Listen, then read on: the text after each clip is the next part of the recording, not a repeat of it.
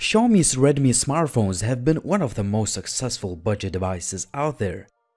The Redmi 4 is one of the latest offerings and it costs just $130, but it has a premium design and great specs.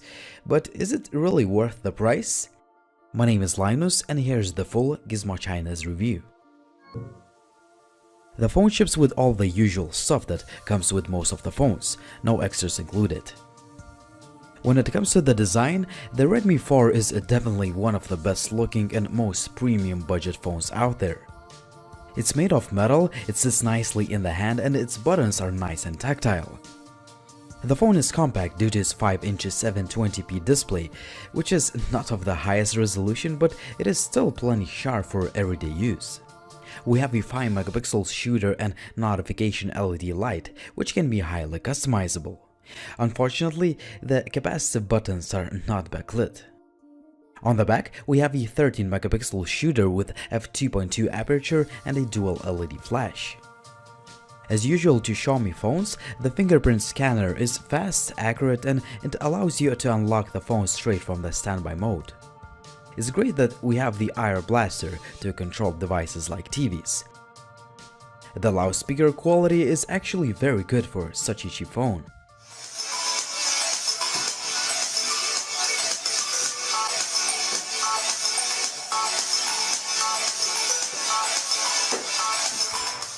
I have the lower-end Redmi 4 that has an octa-core Snapdragon 430 chip, 2GB of RAM and 16GB of expandable storage.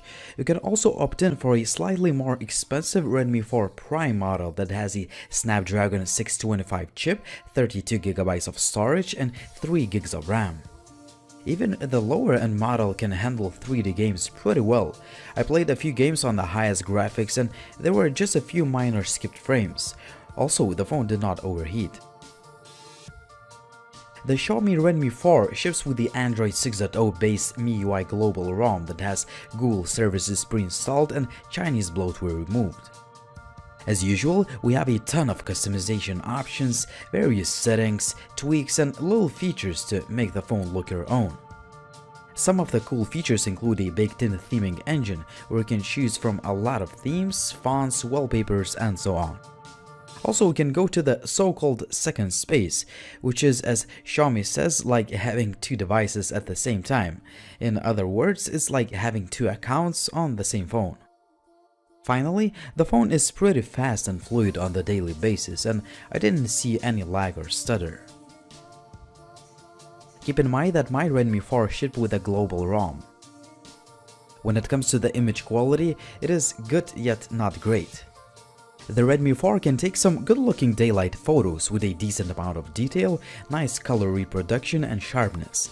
The dynamic range adjustment is not always perfect, but the HDR mode does a pretty good job bringing the detail back to the shadows. The image quality is not as good in lower lit situations.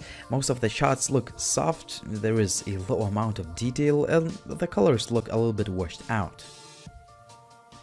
The night image quality is actually even worse.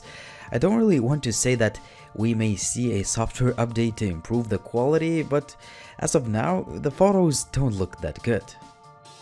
The selfie images will look okay on social media, but in general, they could have more detail and sharpness.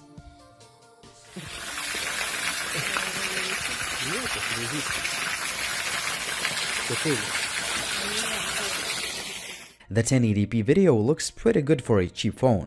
A few complaints would be that the continuous autofocus is a little bit jumpy and the footage may look a little shaky as there is no video stabilization built in.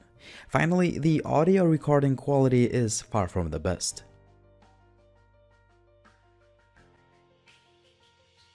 As most of the Xiaomi phones, the Redmi 4 ships with a dual SIM card tray that doubles as a microSD card slot.